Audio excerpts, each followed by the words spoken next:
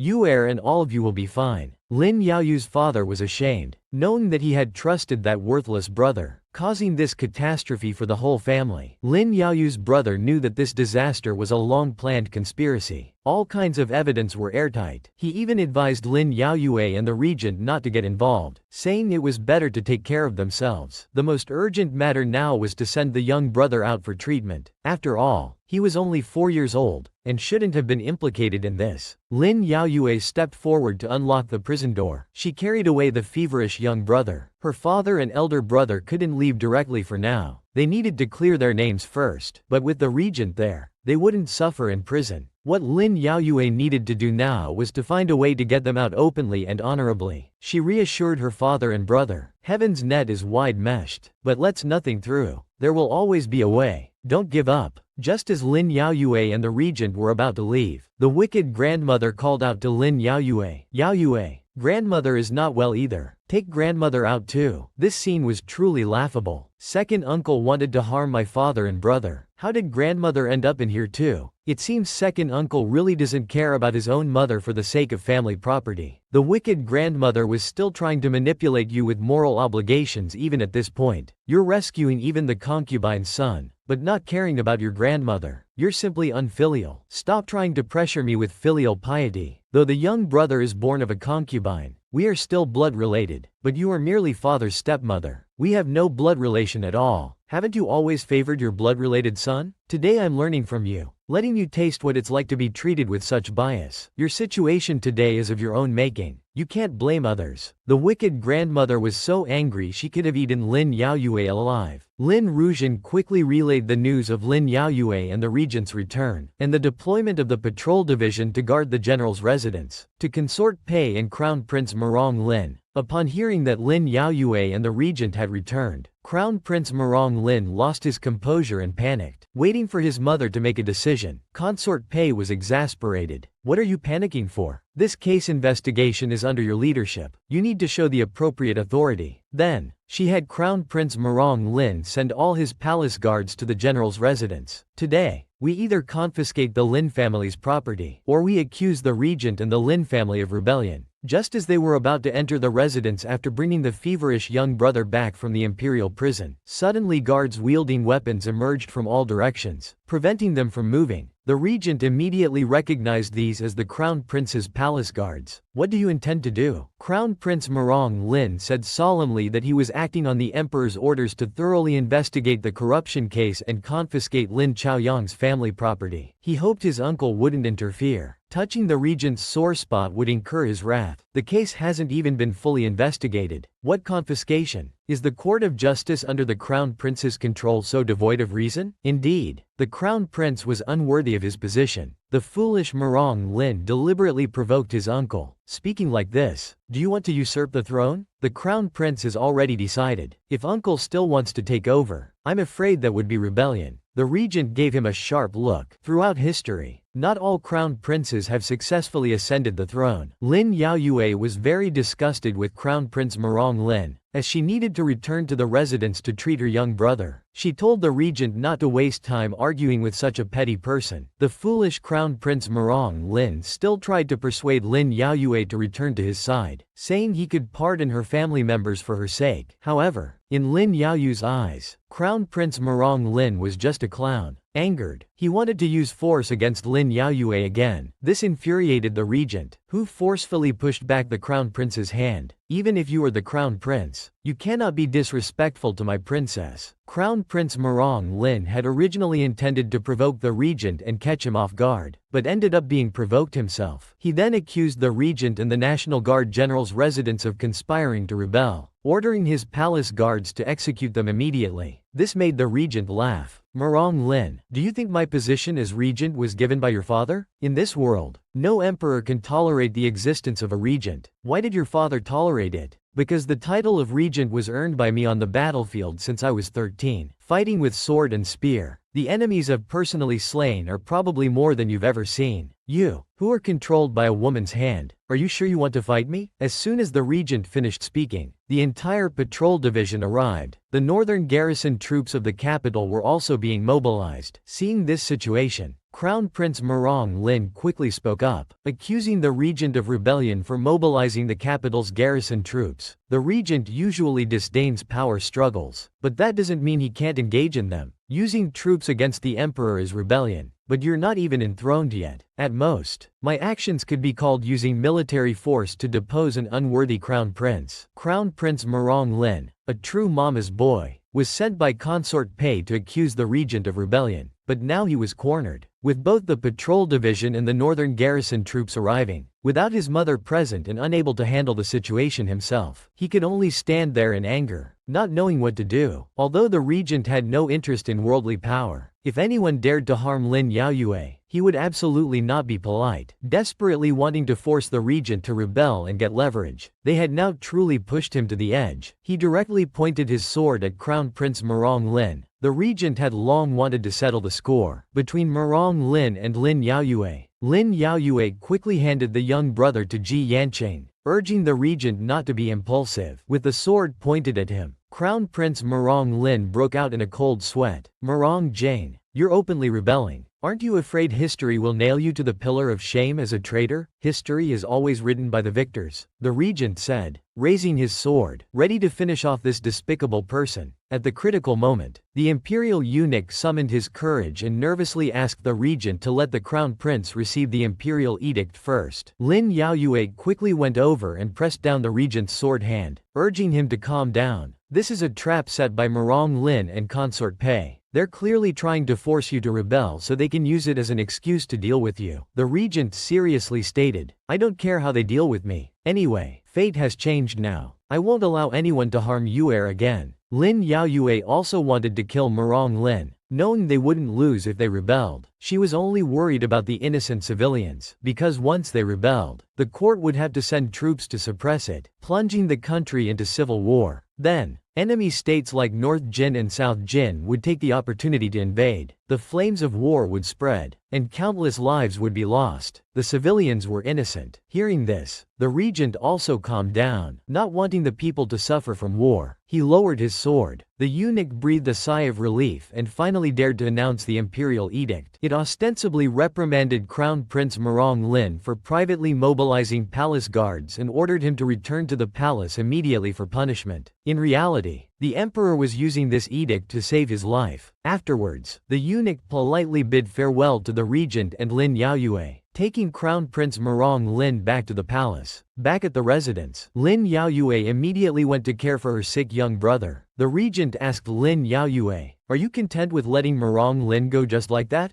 How could I be content? But every debt has its debtor. I want to take revenge in a way that affects the smallest range of people, not by sacrificing the lives of innocent civilians to fill my own vengeance. Even after several lifetimes of reincarnation and enduring all kinds of hardships, the inherent kindness still existed. The regent smiled knowingly. Yue is right. I'll listen to Yue. Meanwhile, in the imperial palace, the emperor was furious. Crown Prince Marong Lin, this fool, was still trying to justify himself, claiming he wasn't mobilizing palace guards but going to arrest traitors. The emperor was worried about this child's intelligence. Who are you calling a traitor? Your royal uncle? Crown Prince Murong Lin persisted. Royal uncle openly rebelled. Silence. The emperor couldn't bear it anymore. Wondering how he had such a stupid son. He wanted to slap him several times to wake him up. If there's rebellion, it's because you mother and son forced it. Don't think I don't know about the stupid things you two have done. I've warned you not to provoke enemies you can't defeat. You've made a mess. And now I have to clean it up for you. Enough. Go back and reflect on your actions. After the crown prince left, the emperor was truly troubled. A bunch of fools. But today's incident needed to be addressed. He ordered his carriage prepared to go to the National Guard General's residence. After Lin Yaoyu's careful care, her 4-year-old younger brother's fever had broken, and he had woken up. His small heart was still worried about whether his father and brother were still in that dark room. Seeing her thoughtful and adorable young brother, Lin Yaoyue gently comforted him. Don't worry, big sister will definitely rescue father and brother. The regent, seeing this scene, couldn't help but laugh. Lin Yaoyue wondered what was so funny. It turned out the regent saw Lin Yaoyue with her young brother like this, quite motherly, and thought about how when they have children in the future, she would surely be a loving mother adored by their children. He only hoped that after 10 months, she wouldn't neglect her husband because of the child. Although they were married, the regent's words still made her heart race and feel shy. At this moment, there was a knock on the door. Ji Yanqing announced from outside that His Majesty the Emperor had arrived. Late at night, the Emperor visiting the National Guard General's residence, the regent knew it must be about the Crown Prince's matter. At this point, he had nothing to fear. Whatever they wanted to do, he would face it. Lin Yaoyue told her young brother to go to sleep first, saying she would be back soon. The little one who had suffered hardships was even more understanding. The emperor was waiting in the main hall. Lin Yaoyue and the regent quickly came to pay their respects. He looked at the emperor, smiling on the surface, but actually digging a big pit for the two in his heart. I come today not as a monarch, but as an elder brother, to visit my younger brother and sister-in-law. Lin Yaoyue remained expressionless, watching how the emperor would act. First, the crown prince tried to force rebellion, and now the emperor used brotherly affection to pacify them. Was this the game of emperors? The emperor then said that as the elder brother, he was like a father. He didn't even know his own brother had married so quietly. But how could the regent's wedding be so simple? It must be grand. So, he ordered the Ministry of Rites to draft wedding procedures and announced that he would bestow the title of princess consort on Lin Yaoyue during the ceremony. He would grant the princess consort's official attire. In the past, they might have been happy, but now, with Lin Yaoyu's family deep in prison, how could she hold a grand wedding? She would be an unfilial daughter. The emperor wanted the regent to decide, but he didn't know that the regent listened to his wife in everything. Although the previous wedding was simple, it was personally arranged by Lin Yaoyue. For him, it surpassed countless grand weddings. As for the crown prince's actions today, the emperor immediately stated that the crown prince was rash and had already been reprimanded. He told the regent not to take it to heart. Then he expressed that he had always believed in the regent's loyalty to the state and would never rebel. He had always trusted him and hoped the regent would understand. Then he quickly changed the subject from the crown prince, insisting on holding a grand wedding for Lin Yaoyue and the regent. Once the formal wedding was done, other matters could be discussed later. The crown prince Murong Lin's attempt to force the regent to rebel today was such a major issue. Yet the emperor deliberately avoided discussing it, insisting on holding a make-up wedding for them. Lin Yaoyue and the regent were both intelligent people. They already understood that this wedding must have some hidden agenda. The emperor insisted on avoiding the main issue and not investigating them, instead wanting to hold a grand wedding for them. They had no choice but to play along and see what would happen. After seeing the emperor off, Lin Yaoyue couldn't help but think that this wedding was likely a plot by the emperor and consort Pei. The regent of course knew this too, but times had changed. Since they wanted to make trouble, let them. He wanted to see what they could come up with. Since leaving Changhua Island, the two had been rushing about without a moment's rest. Now they would rest and prepare for battle. When the emperor returned to the palace, consort Pei quickly inquired about the situation. It seemed they had temporarily pacified them, but Murong Jin's intentions were clear. Consort Pei urged the emperor to strike first. The emperor became angry at this. How could they strike first? Like mother and son, rashly forcing people to rebel, then trying to suppress it with just a few palace guards? Consort Pei spoke passionately, admitting it was rash, but she wanted to let the world see Murong Jin's true colors, to better uphold the emperor's legitimate authority. Moreover, Consort Pei had long planned this. She knew about the old three families supporting the regent, the Lin family, the Prince of Dingxi, and Lin Lang's Mu family. Now, she had already schemed to have Lin Yaoyu's father dismissed from office and imprisoned. They only needed to divide the Prince of Dingxi and restrain the Lin Lang family. Then the regent would have no external support. The emperor had long wanted to do this, but it was easier said than done. Dividing these allies was not easy. If she had the ability, she should provide a solution. As luck would have it, Consort Pei actually had a plan. She quickly leaned close to the emperor's ear and revealed her long-planned scheme. The emperor listened and said,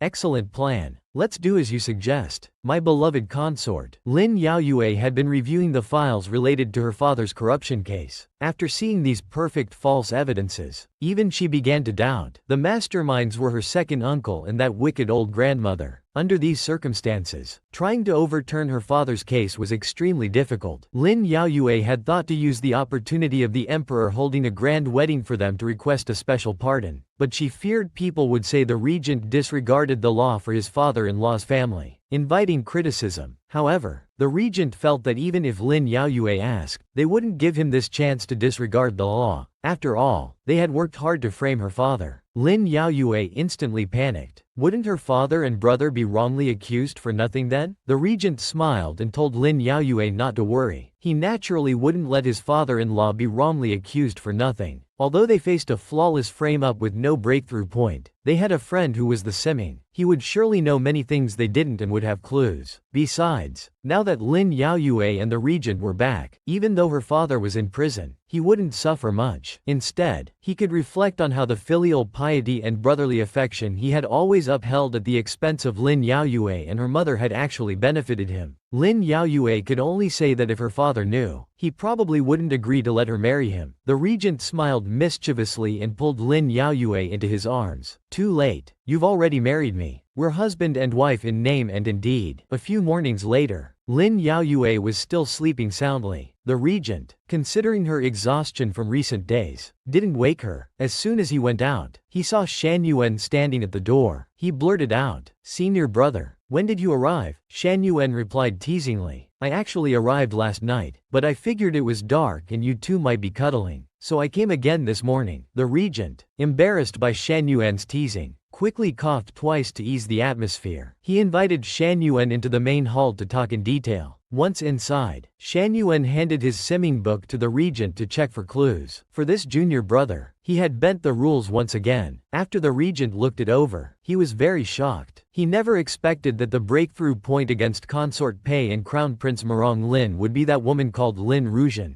Lin Yaoyue came out just in time to hear this and was equally surprised. The breakthrough point was actually her. Indeed, Lin Rujian had always been the messenger between Crown Prince Marong Lin, Consort Pei, and her father. She knew about everything or was directly involved. This was the only breakthrough point. Lin Yaoyue wanted to use it, but she knew Lin Rujian was her mortal enemy who hated her to the bone. It would be impossible to get her help. Shan Yuan told Lin Yaoyue that nothing was impossible. Reading further, it turned out the simming book recorded that Crown Prince Marong Lin and the eldest daughter of the Prince of Dingxi, Princess Hulian, were destined to be married. Lin Yaoyue was shocked and confused. She remembered that in her previous life, Marong Lin had married Lin Rujian as the crown princess and made her empress after ascending the throne. Shan Yuan explained that was the fate of the previous life, but in this life, their actions had reshaped destiny, causing changes. This was also an opportunity. Seeing Ji Qingshe's name, the regent smiled. Consort Pei wanted to use the Ji family's marriage to sever his relationship with the Ji family, but she didn't realize that Ji Qingshui wasn't someone she could manipulate. There would be an interesting show to watch. He immediately came up with a plan. He asked Shan Yuan for another favor, to use his identity as the high priest to persuade the kingdom of Fanyan. The emperor would pretend to move troops south to disturb the border. Lin Yaoyue was confused about the regent's intention. In fact, the regent wanted to use this to force the emperor to return military power to Lin Yaoyu's father, because once Fanyan threatened the border, only her father could secure the northern frontier. This way, the emperor would have to return military power to him. With military power in hand, Consort Pei wouldn't dare to move against him easily. Shan Yuan, sweating coldly, said his junior brother's plan was good, but there was a problem. The high priest Shan Yuan had already had a grand funeral in Fanyan. How could a dead person persuade the king? Lin Yaoyue and the regent were instantly petrified. Such a good plan. But what a situation. Because the Semming book matter was resolved, Shan Yuan had left Changhua Island and returned to Fanyan. To erase his mortal identity, he had conducted a grand nirvana ceremony in Fanyan. He had prayed for all people, and his mortal body had been cremated to ashes. He couldn't even fake a resurrection. The regent was stunned for a while, praising his senior brother as a ruthless person. In the mortal world now, Shan Yuan shouldn't interfere anymore. But considering their thousands of years of brotherhood, he had shown them the Semming book again. Having said this much, the rest was up to Lin Yaoyue and the regent to handle. First, overturn the case, then regain military power as protection. Shan Yuan closed his Semming book. There was one piece of heavenly information he was considering whether to reveal. He needed a way to bring it up. The regent quickly spoke, saying since his senior brother had already shown them the Semming book, revealing one more piece of heavenly information wouldn't hurt. Given this opening, Shan Yuan agreed. Actually, this heavenly information was that Lin Yaoyu's mother would be reincarnated next month. It wouldn't be long before her mother could be reborn. It seemed Shan Yuan had helped a lot. Lin Yaoyue was shocked and joyful. She quickly asked about her mother's fate in the next life. Shan Yuan had arranged an excellent fate for her mother. A life of peace, wealth, and honor. Loved by parents, respected by husband, and filial children. She would receive all the love in the world without any suffering, making up for all the shortcomings of her first life. This was karma rewarding good people. Lin Yaoyue quickly asked if she could still see her mother after reincarnation. Shan Yuan used magic to create an image of a birthmark, telling Lin Yaoyue to remember it. This was the mark of her mother's reincarnation. They would meet again if fate allowed. Lin Yaoyue held the fiery red mark, tears streaming down her face. She was comforted knowing her mother would have all the love in the world in this life, making up for the shortcomings of her previous life. The regent quickly consoled Lin Yaoyue, saying she shouldn't be too sad. Her mother's reincarnation now meant they would have a whole lifetime of fate together. Lin Yaoyue was relieved and decided to wait patiently for her mother's new life and their reunion. After Shan Yuan left, Lin Yaoyue and the regent were about to discuss their counterattack, but they were interrupted by Shi Shang at the door. The palace had sent a message that in 3 days, the emperor and consort Pei would hold a banquet and invited the regent and Lin Yaoyue to attend. Shi Shang also shared some gossip with Lin Yaoyue. Consort Pei had also invited the Princess of Qing to the banquet, but she had declined. Lin Yaoyue couldn't help but praise the Princess of Qing for not even giving face to Consort Pei. Lin Yaoyue recalled what was recorded in the Semming book. Consort Pei wanted to use this palace banquet to arrange a marriage between Crown Prince Murong Lin and the Princess of Qing. The regent had an idea. If Consort Pei couldn't invite her, the regent could ask Ji Yanqing to persuade his sister to attend the banquet. As long as Ji Qingshui could make Crown Prince Murong Lin and Lin Rujian fall out, they could use Lin Rujian as a breakthrough point. At the palace banquet 3 days later, Lin Rujian attended alongside Crown Prince Murong Lin. Crown Prince Murong Lin, looking at Lin Yaoyue across from him who didn't even glance his way, was seething with hatred. Lin Rujian, not understanding Crown Prince Murong Lin's true feelings, advised him to let go, since Lin Yaoyue was already married. Crown Prince Murong Lin, full of anger and looking for somewhere to vent, slapped Lin Rujian hard for speaking out of turn. Even Lin Yaoyue felt a bit sorry for Lin Rujian seeing this. The regent, however, didn't even bother to look, saying there was no need for sympathy. This was the karma she had snatched for herself, so she should enjoy it. Lin Yaoyue immediately covered her mouth and laughed, even surprising the regent, because it had been a long time since she had seen the regent so sarcastic. The banquet was half over, but there was no sign of the Princess of Qing. Lin Yaoyue teased the regent, asking if she wouldn't even give him face, but the regent confidently said that while it was hard to say before, today she would definitely come, because there was someone she wanted to see. Just then, a eunuch came to announce the arrival of the Princess of Qing. Lin Yaoyue was also very curious and expectant. What would someone look like who even Consort Pei and the emperor couldn't invite? As everyone watched expectantly, the Princess of Qing slowly approached. Her beauty and otherworldly aura captivated Lin Yaoyue, who couldn't help but exclaim, "How beautiful!" Crown Prince Murong Lin, upon seeing the Princess of Qing, felt like he had fallen in love again. He never imagined there could be such a beautiful woman in the Great Wan Kingdom, not at all inferior to Lin Yaoyue. Ji Qingshui came forward to pay respects to the emperor and Consort Pei. Seeing such a beautiful woman, The emperor smiled from ear to ear and quickly told her to rise and dispense with formalities. Consort Pei hurriedly spoke to flatter her, saying no wonder the princess rarely went out, as such beauty would surely cause a lot of trouble if seen by others. But this flattery backfired. The princess replied, "Consort Pei must be joking. I'm not a demon. How could I cause trouble? Are you saying it's women's fault that men are naturally lustful?" Consort Pei smiled to cover her embarrassment, thinking to herself that when her son became emperor, she would definitely deal with both the Prince of Dingxi's family and the Regent's family. Then let's see if you can still be so arrogant. Afterward, she ordered a palace maid to bring out the white Jade Ruie scepter she had prepared. This white Jade Ruie scepter was the betrothal gift for the crown princess. It took Lin Yaoyue a year to get rid of this white Jade Ruie. Now this white Jade Ruie was about to change hands again, harming Ji Qingxue. But Ji Qingxue wasn't as easily fooled as Lin Yaoyue. Knowing this Ruie symbolized the crown princess, she coldly refused to accept it without even opening her eyes. Lin Yaoyue couldn't help but quietly sigh. This princess of Qing is quite aloof. The regent told her that Qingxue had always been like this. This time, she only came because he used Lin Yaoyue's name to invite her. He had mentioned earlier that there was someone she wanted to see, but Lin Yaoyue didn't expect it to be herself. She was very surprised. It turned out that Ji Qingxue had heard from Ji Yanqing that the regent and Lin Yaoyue were once immortals. Lin Yaoyue had suffered reincarnation to change the fate of mortals. This had greatly impressed Ji Qingxue, who was cultivating the Tao, so she was willing to help them. Seeing Ji Qingxue refuse her Jade Ruie, Consort Pei was very angry. Was the princess defying the imperial order? This was the start of the regent's plan. Ji Qingxue said, "This subject is not defying orders. It's just that I can't serve the same husband as a cheap woman who cohabits with an unmarried child." Lin Rujian's eyes widened, wondering if she was referring to her. Crown Prince Murong Lin, upon seeing a beauty, was drooling. He thought that as the heir apparent, it should be natural to have one or two concubines. Ji Qingxue replied, "The crown prince can certainly have concubines, but they should be pure and untainted. This kind of filth, please excuse this subject from tolerating." Compared to the princess of Qing, Lin Rujian was nothing. For the sake of her grand plan, Consort Pei quickly agreed that the princess's words were reasonable. Such a cheap servant indeed wasn't fit to stay by the crown prince's side. She immediately had someone escort Lin Rujian out and forbade her from ever entering the Eastern Palace again. Suddenly changing from a phoenix to a chicken, Lin Rujian naturally wasn't willing. She cried and tried to get Crown Prince Murong Lin to keep her, but Crown Prince Murong Lin prioritized the throne. With the throne, what kind of beauty couldn't he have? He quickly agreed to let Lin Rujian leave, betrayed after being used. Lin Rujian was thunderstruck, full of anger and unwillingness. Lin Yaoyue inwardly sneered. She had thought Consort Pei and Crown Prince Murong Lin were only heartless towards her, but now it seemed they were heartless and disloyal to everyone. As Lin Rujian was being escorted out by the palace guards, she shouted hysterically, "Lin Yaoyue, seeing me in such a miserable state, are you pleased?" Afraid that Lin Yaoyue would be affected, the regent quickly persuaded her not to mind the shouting. The current Lin Yaoyue was no longer the same as before. She naturally wouldn't care about this. She coldly watched as Lin Rujian experienced everything she had gone through before. Now that the plan had succeeded in getting rid of Lin Rujian and driving her out of the palace, Lin Yaoyue looked at the palace maid. It was a good opportunity to go out and implement the second plan. She used her finger-flicking technique on the little palace maid, causing her to lose balance. Wine spilled on Lin Yaoyue. The maid was so frightened that she knelt down, begging for forgiveness repeatedly. Lin Yaoyue had done it on purpose, so of course she wouldn't blame her. She then asked the regent to accompany her to change clothes, but the regent was somewhat unwilling because what he had to do next was really unacceptable to him. "Can I not go?" But in the end, he couldn't resist Lin Yaoyue's persistent coaxing. He obediently followed her. They stood up to excuse themselves from the emperor. They said they would go change Lin Yaoyue's clothes and come back. The emperor, in a good mood after seeing the princess of Qing, told them to go and come back quickly. They still needed to discuss the matter of the grand wedding later. Meanwhile, Lin Rujian had been sent to the palace gate. The maids, always bullying the weak, had no good attitude towards the expelled Lin Rujian. Lin Rujian, unwilling to give up, threatened, "How dare you treat me so disrespectfully? Aren't you afraid that one day when I return to the crown prince's side, I'll repay you properly?" The maids weren't afraid at all. "Stop dreaming.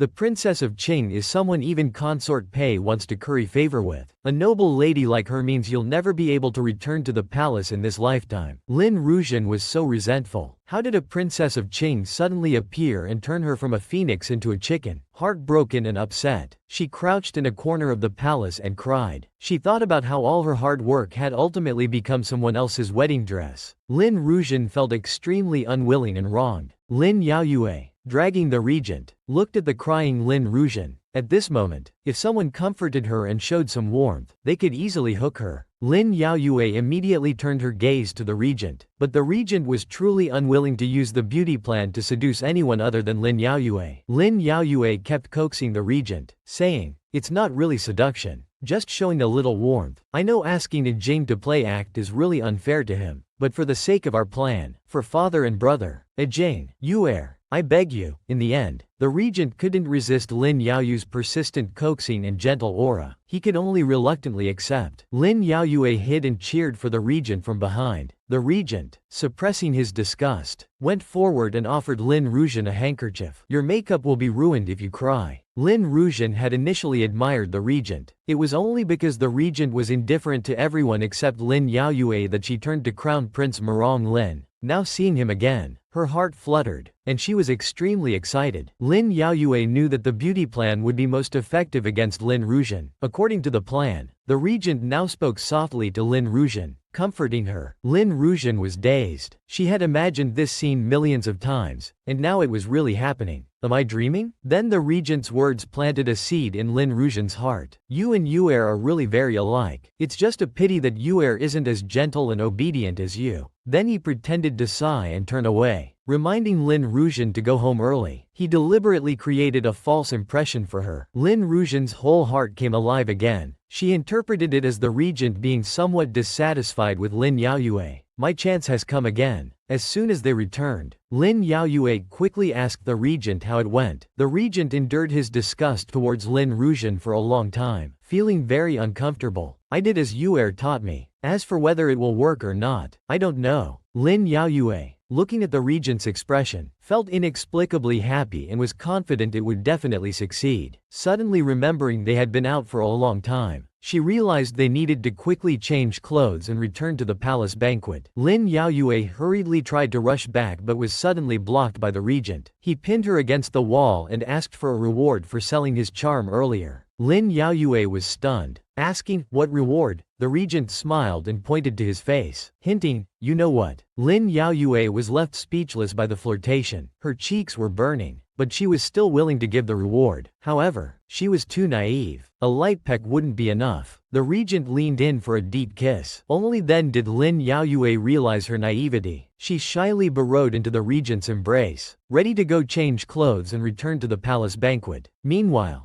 at the banquet, Consort Pei had been watching these two, wondering why they hadn't returned yet. She was worried that the regent and Lin Yaoyue might be doing something under the pretext of changing clothes. She even reminded the emperor. The emperor irritably blurted out, "The palace is full of your people, no matter what they do. Isn't it all under your nose?" Consort Pei quickly sweet-talked. "Your Majesty is joking. My people are all your Majesty's people, existing only to protect your Majesty." How could the emperor not know? But he allowed such existence for the sake of maintaining balance. At least he believed there was no threat to him at present, so he didn't pursue it further. He then inquired about the wedding arrangements. Consort Pei had already made all the preparations. At this moment, Lin Yaoyue and the regent, having changed clothes, returned to the palace banquet. Consort Pei immediately produced the grand wedding procedure drafted by the Ministry of Rites. She asked the regent and Lin Yaoyue to review it and see if anything needed to be added or removed. Lin Yaoyue accepted the booklet with both hands. When she saw the part about various tribes presenting 100 performances, her brows furrowed and she immediately spoke up. "Your Highness, having friendly nations and tribes present performances seems a bit excessive. Although Jing is the regent, he's still only a prince. The right to receive tributes from friendly nations and tribes belongs to the emperor. It's not appropriate." Consort Pei told Lin Yaoyue not to worry. The emperor favored the regent and had specially granted him imperial privileges. In reality, upon hearing of the regent's grand wedding, various countries and tribes were eager to seize the opportunity to present gifts. It was just going with the flow to facilitate their actions. Then, smiling, She quickly finalized the wedding procedure. The grand wedding ceremony was set for 1 month later. Lin Yaoyue, seeing consort Pei's urgency and excessive flattery, wondered what they were planning to do with this wedding. After the palace banquet ended, in the night at the imperial palace, the emperor lay in bed, somewhat worried about the performances arranged for the grand wedding. Lin Yaoyue had already become suspicious, fearing the plan might fail, but consort Pei seemed confident. Even if suspicions were raised, it wouldn't matter, because there would be a disturbance from the southern border army. At that time, the emperor would send the regent's Mu family troops to guard the border. Even if something happened at the wedding, the Mu family troops wouldn't be able to return in time. As for the Prince of Dingxi, they believed the promise of a future empress position would be enough to make them switch sides. The emperor took the medicine offered by consort Pei. Hopefully everything goes smoothly. The scene of the emperor taking medicine somehow reminded people of the story of Da Lang drinking medicine. After drinking it all in one go, the emperor complained that the medicine tasted awful. Consort Pei smiled and said, "Good medicine tastes bitter. It's all for your majesty's health." But in reality, the emperor's health was becoming increasingly frail. If not for this, he wouldn't be in such a hurry to deal with the regent. Yet the emperor never doubted the medicine he had just drunk. How tragic. 3 days later, Lin Yaoyue was organizing clean clothes for her father and brother. She was about to visit the imperial prison. She also asked the regent to take this opportunity to have a chance encounter with Lin Ruijian. Upon hearing he had to see Lin Ruijian again, the regent immediately felt nauseous. "Can I not go? If possible, can we send someone else?" Lin Yaoyue didn't want her husband to go either. But besides the regent, who else could capture Lin Ruijian's attention?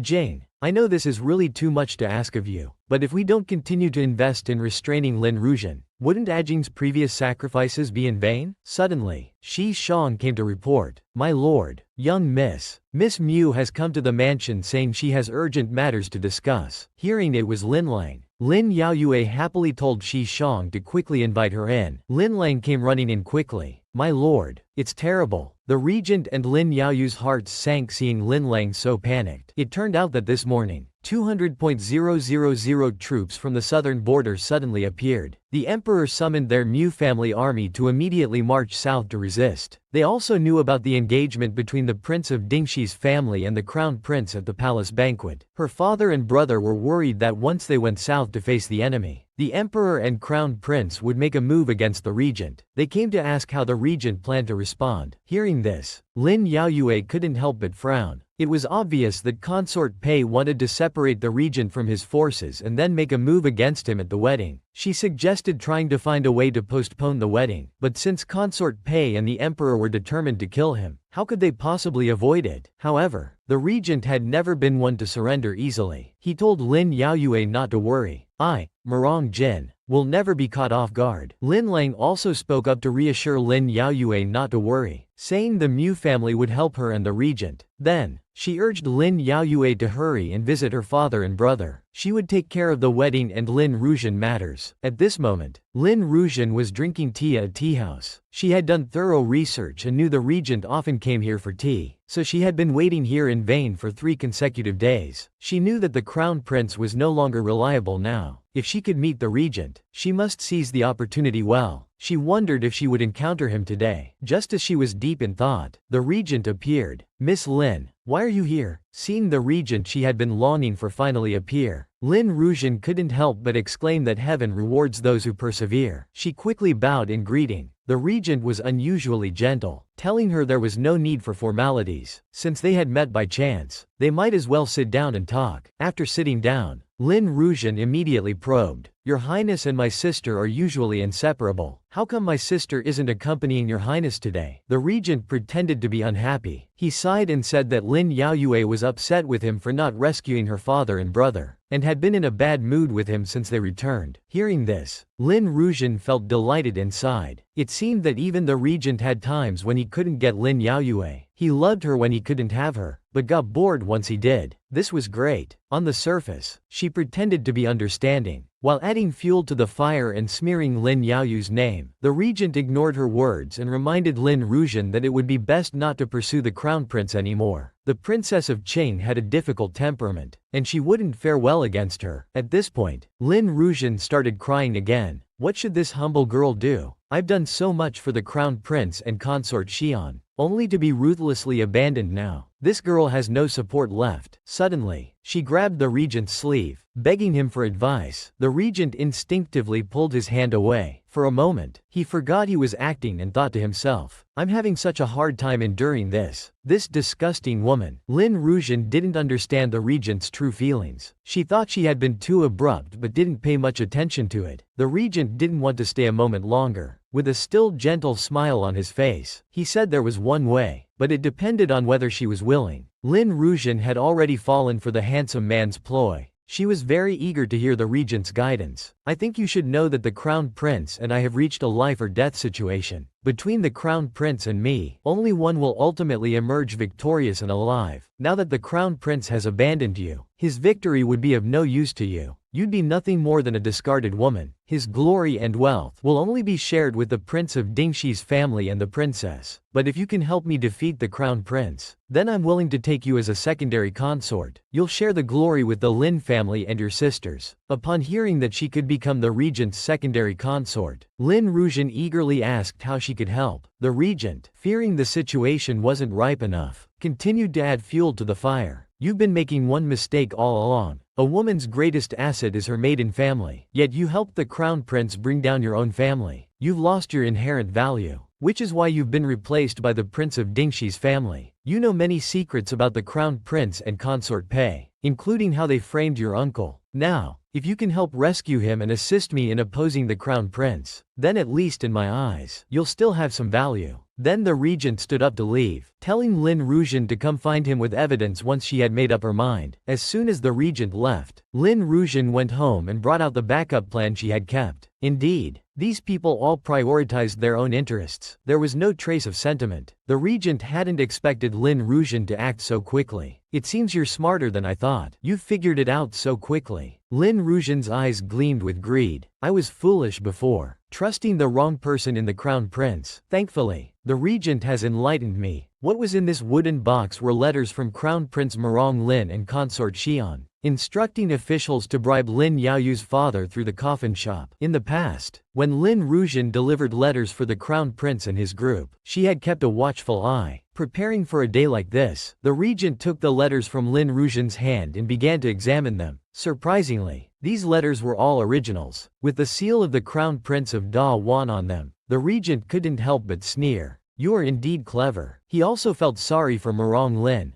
guessing that he probably never imagined that the seemingly weak and obedient Lin Ruijin would have such a deep and calculating heart. But even with these letters, they could only prove that the bribery was instigated by Crown Prince Murong Lin. However, bribes were found in the Lin family's possession. So what about the act of accepting bribes? Lin Ruijin then stated that as long as this matter didn't implicate her father, she was willing to testify in court, because the one who accepted the bribes was that bad guy's grandmother, and Lin Yaoyu's father knew nothing about it. With this statement, Lin Yaoyu's father could be cleared and saved. The regent also showed his sincerity, promising that if they could bring down the crown prince this time, she wouldn't be short of glory and wealth. Lin Ruijin, however, claimed she didn't seek glory and wealth, only asking the regent not to forget his promise of making her a secondary consort. Lin Yaoyue witnessed all of this and couldn't help but be amazed. She had always underestimated her, not realizing she even had leverage over the crown prince. Afterward, the regent sent someone to escort Lin Ruijin back. He then quickly turned his head and called for Lin Yaoyue to come out, saying she had already gone far. Seeing Lin Yaoyue emerge, the regent couldn't help but tease. She was sneaking around in our home eavesdropping. Is Yuer jealous of your husband? Lin Yaoyue immediately threw herself at him. Not at all. I've always believed in Jane. The regent's sincerity and character were as clear as day and night. How could she doubt him? Then the regent asked Lin Yaoyue to keep the letters safe. He wanted to arrange for people to first create public opinion about this case among the common people, letting everyone know that General Lin was wrongly accused. This would force the emperor to publicly try the case to maintain justice. After discussing serious matters, the regent asked Lin Yaoyue for compensation. Lin Yaoyue was still naive and didn't know what compensation meant. The next second, the regent personally asked for his compensation. Then, the entire capital city was buzzing with discussions. Have you heard? The National Guard general was wrongly accused. Someone deliberately framed him. I've heard too. It seems Consort Pei and the Crown Prince did it to take revenge on the Lin family for breaking off the engagement. General Lin is a national hero. The Crown Prince and Consort's methods are truly despicable. Soon, all these public opinions reached Consort Pei's ears. Consort Pei, however, was unconcerned. It's just rumors. What waves can they create? No need to pay attention. At this moment, Crown Prince Murong Lin hurriedly came over. Mother, it's not good. In today's morning court, the officials all petitioned Father Emperor to publicly try Lin Chaoyang's case. Only then did Consort Pei start to take it seriously. Public trial? What does that mean? Simply put, it meant the emperor would be the chief judge, jointly trying the case with the 3 judicial offices, with the public and officials watching to ensure a fair trial. At this point, Consort Pei had already figured out this series of moves. It seemed they were trying to create momentum, attempting to turn the tables through public opinion. Dream on. The reason Consort Pei wasn't worried was that they had burned all the letters after reading them each time. She guessed that no matter what, it couldn't be traced back to them, so she remained calm. Crown Prince Murong Lin was still concerned. What if someone can't withstand the pressure and confesses? Consort Pei remained nonchalant, not taking it seriously. What are you afraid of? Without evidence, we just need to deny everything to the death. Meanwhile, the regent returned home. Lin Yaoyue quickly inquired about the situation. Everything was under the regent's control. With the petition from the officials and public opinion, the emperor issued an edict for a public trial tomorrow at the capital prefecture. The upright minister of rights would preside, with the 3 judicial offices as co-judges and the public observing. In this trial, anyone who dared to cover up would lose public support. So naturally, the emperor wouldn't dare to show favoritism. Lin Yaoyue was very happy upon hearing this. Thanks to Jane, she could rescue her father and brother so quickly. The regent, with a serious face, told Lin Yaoyue not to say such things. They were all family. Now they just needed to wait for things to unfold. The next day, on the day of the public trial, the venue was ready. The emperor listened behind a curtain. Li Zhengqing stepped forward to request the start of the trial. All involved parties had arrived. The emperor immediately granted permission. Li Zhengqing immediately ordered all suspects to be brought to the court. Besides Lin Yaoyu's father, brother, and grandmother, there were 2 others involved in the coffin shop frame-up. Li Zhengqing immediately inquired if the 2 men had any evidence to support their previous confession about Lin Chaoyang soliciting bribes. The 2, instructed by Consort Pei and the Crown Prince, insisted, "Your Honor, General Lin solicited bribes verbally. How could we have kept evidence?" But the gold bars and jewels confiscated from the general's mansion by the Court of Judicial Review were indeed gifts from us 2 officials. Li Zhengqing focused on the key point. So the bribery can be established, but the claim of receiving bribes was unsubstantiated. He then asked Lin Yaoyue if she had any evidence to present. Lin Yaoyue said she did. Lin Yaoyue brought out Lin Rujian's wooden box. Inside were all the letters that could prove the entire corruption case was a deliberate setup to frame and slander. Hearing about the letters, the 2 parties involved became uneasy. Crown Prince Murong Lin immediately became anxious. "Mother, didn't you say you burned everything after reading, leaving no letters behind?" Consort Pei was confident. "I did burn them. Why are you panicking? This only proves that the letters in their possession must be forged. Forging evidence is a serious crime." When Li Zhengqing unfolded the letters and looked, he was shocked. It was clearly the doing of Consort Pei and the Crown Prince. It wasn't something he could handle directly. He immediately passed the evidence to the emperor for review. The emperor, seeing the confidential letters with the Crown Prince's seal, cursed inwardly at their stupidity. While the emperor was reading the letters, Li Zhengqing announced loudly, "This case involves His Highness the Crown Prince and the consort instructing Wang and Yuan to deliver the bribes to Madame Lin while General Lin was away from home." In other words, Lin Chaoyang was unaware of this matter. Consort Pei immediately became restless and loudly defended herself. "We don't know those 2 men and have no connection with them. Even if we wanted to frame General Lin, why would we leave letters for others to use against us?" Li Zhengqing responded calmly, "If the consort questions the authenticity of the letters, we can have someone fetch samples of the consort's and Crown Prince's handwriting from the palace for comparison." Hearing this, Consort Pei's face darkened further. She tried to intimidate Li Zhengqing, telling him not to go too far. At this point, the emperor finally spoke, saying there was no need for comparison. These letters were indeed written by the Crown Prince and consort. Consort Pei, unaware of Lin Rujian's move, insisted that Lin Yaoyue and the regent had found someone to imitate their handwriting to frame them. Lin Yaoyue smiled and spoke up to clarify for Consort Pei and the crown prince. You wonder how your handwritten letters ended up in my possession? Perhaps seeing the witness will make it clear. Li Zhengqing immediately cooperated and ordered the witness Lin Rujian to be brought in. Lin Rujian respectfully knelt and bowed. Seeing Lin Rujian, Consort Pei immediately understood and wanted to skin her alive. Crown Prince Murong Lin also hadn't expected that his gentle and lovely Zhener would dare to betray him, but Lin Rujian, having latched onto the regent's support, wasn't afraid at this moment. She directly stated that she was only reporting the truth, so how could it be called betrayal? Seeing this, Lin Yaoyue felt very satisfied. She thought, in your past life, you couldn't have imagined that Lin Rujian, who was your weapon to kill me, would now be the weapon in my hands to deal with you. Lin Rujian continued to explain to the emperor that the crown prince and consort Pei, knowing General Lin's loyalty and integrity, had suggested to His Majesty to send General Lin on an inspection tour. Then, taking advantage of the general's absence, they instructed the two men to bribe Madame Lin. Crown Prince Murong Lin, seeing Lin Rujian exposing everything, wanted to kill her on the spot and started to draw his sword. Consort Pei immediately stopped him, quietly scolding, "You fool, if you kill someone here, do you still want your position as crown prince?" But Crown Prince Murong Lin couldn't swallow this anger. Consort Pei advised him to be patient and see if there might be a turn of events, as deposing a crown prince would shake the foundation of the country, and the emperor wouldn't easily decide to execute him. Lin Yaoyue coldly watched these two, feeling extremely satisfied at seeing them bitten by the dog they had raised. Li Zhengqing,